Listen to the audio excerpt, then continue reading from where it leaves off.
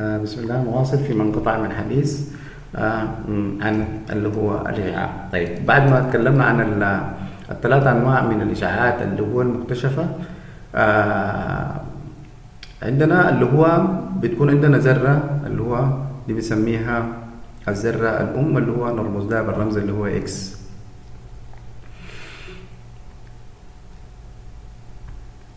اللي هو ذرة اللي هو نسميها اللي هو ذرة الأم، اللي هو نرمز لها بالرمز اللي هو إيه؟ إكس. اللي هو دي الذرة الأم. بيكون عندي هنا اللي هو A، اللي هو ده بنسميه العدد الكتلي، اللي هو عدد النيوكلونات، عدد النيوكلونات في اللي هو نواة الذرة. النيوكلون اللي هو ده عبارة عن إيه؟ عبارة عن بروتون موجب ونيوترون لا يحمل أي اللي هو شحنة، اللي هو ده بنسميه عدد النيوكلونات أو العدد الكتلي، يسمى العدد الكتلي أو عدد الكتلة، اللي هما عدد البروتون زائد عدد النيوترون في اللي هو النواة الأم. أما هنا في زد اللي هو ده العدد الذري. العدد الذري ده اللي هو عدد اللي هو عدد البروتون، ده بنسميه العدد الكتلي أو عدد النيوكليونات في نواة الذرة اللي هو الذرة الأم. طيب، الذرة دي بتكون إذا كانت ذرة اللي هو نواة ثقيلة، بيكون أقل شيء داخل النواة بيكون في 210 نيوكليون وانت طالع، يعني دايما العدد الكتلي بتاعها كبير جدا. الكتلة دي عبارة عن عدد كبير جدا من اللي هو النيوترونات. طيب، معناه الذرة مضخمة بالكتلة، بتحاول تتخلص من الكتلة. لما تتخلص من الكتلة دي بتصدر الإشعاع اللي هو اللي لاحظوها العلماء، بيصدر اللي هو ايه؟ الإشعاع.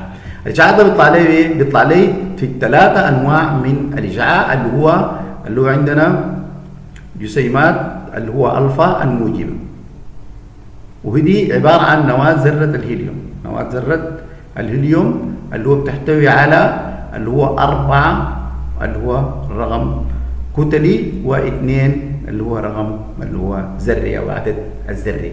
النيوكليونات اللي هو هنا عبارة عن 4 عندها 2 بروتون وعندها 2 اللي هو نيوترون، اللي هو ده جسيم منه، جسيم ألفا الموجب. جسيم ألفا الموجب ده واحد من الإشعاعات اللي اكتشفوها العلماء.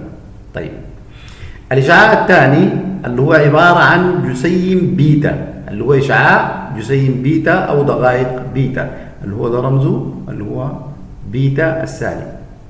أحيانا بياخد سلوك موجب، زي ما هنشوف في بعض التفاعلات الانحلال الذري.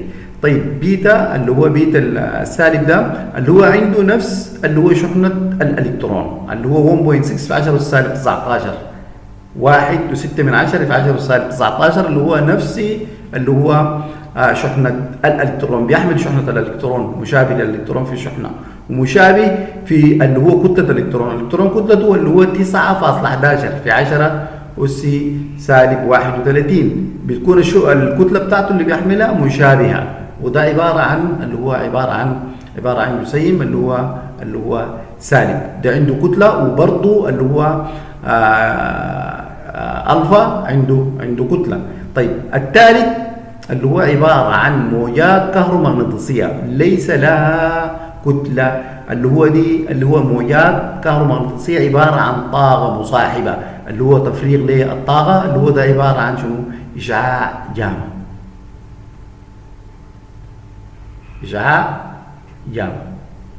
إشعاع جاما اللي هو ده بينتقل سريع جدا لما يكون في اي نوع من انواع الاشعاع الذري او في تسريب اللي هو في مفاعل او كذا. ودي اول اشعاع الناس بتبدا تبحث عنه بالاجهزه، لانه سريع جدا وبيصل. اذا حصلنا في اجهزه الانذار اللي هو وجود اللي هو اشعاع اللي هو جاما، معناه موجود عندنا اللي هو في تسريب او في اشعاع ذري موجود. ده اول واحد بيصل لانه سريع جدا، بيصل اللي هو في الانتشار وعنده مقدرة كبيرة جدا على الاختراق. أما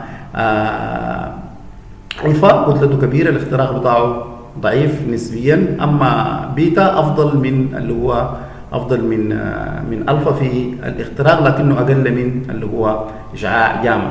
اشعاع جاما اللي هو عباره عن موجات كهرومغناطيسيه طاقه مصاحبه لايه؟ مصاحبه لاشعاع اشعاع جسيمات الفا واشعاع جسيمات اللي هو بيتا، اللي هو في تحرر الطاقه من نواه الذره، تحرر الطاقه من نواه الذره. طيب بالنسبه للجسيمات الثلاثه دي قلنا اجروا عليها العلماء اللي هو اختبارات، اجروا عليها اختبار. فلقوا مثلا اذا نحن جبنا مثلا على سبيل المثال لوح بالطريقه دي معدني في مجال اللي هو مجال اللي هو كهربائي، بيكون عباره عن لوحين، مجال منتظم، بيكون مجال منتظم. اذا اعتبرنا مثلا هذا موجب وده سالب، تمام، ده قطب اللي هو بنعتبره لوح، او قطب موجب اللي هو بيكون عندي اللي هو بيكون منتظم، بيكون ايه اللي هو بيكون منتظم اللي هو المجال اللي هو الكهربائي. لاحظوا انه في لما نطلق اللي هو لما يجي اشعاع، لاحظوا انه في انحراف لجسيمات نحو الموجب، هنا تنحرف بالاتجاه، في جسيمات بتنحرف نحو السالب. لقوا انه الجسيمات اللي بتنحرف نحو الموجب دي اللي هو دي جسيمات اللي هو بيتا السالب، واللي بتنحرف هنا نحو القطب اللي هو السالب او اللوح السالب اللي هو دي اللي هو جسيمات اللي هو الفا الموجبه، جسيمات الفا الموجبه اللي هو نواه ذره الهيليوم. اما اشعاع اللي هو جاما بيجي عابر بدون ما ينحرف الى اي من اللوحين، اللي هو ده بيجي هنا اللي هو عباره عن ايه؟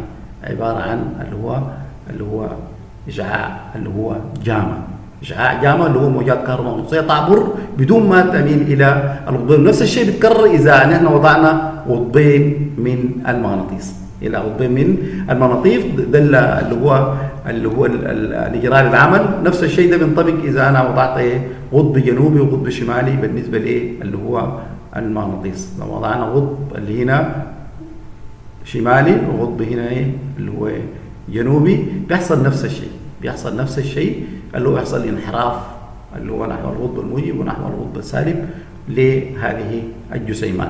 اما الفا بيعبر عادي، بيعبر في المجال المغناطيسي ده من خلال التجربه. والجزء الثاني من التجربه اللي هو قلنا اختراق المواد. بالفا اختراق ضعيف اللي هو الفا الموجبه، الاختراق ضعيف، يمكن تثبتها بورقه او باي يعني حاجه بسيطه ممكن تثبت اللي هو جسيمات الفا. اما جسيمات بيتا ممكن اللي هو بيتا السالبه ممكن نثبتها باللي هو اي قطعه من البلاستيك، لوح من البلاستيك او شيء ممكن اللي هو يثبت اللي هو جسيمات بيتا. اما بيتا السالبه اللي هو بيتا السالبه او عندي موجب احيانا بتاخذ اللي هو سلوكين على حسب التفاعل. طيب بالنسبه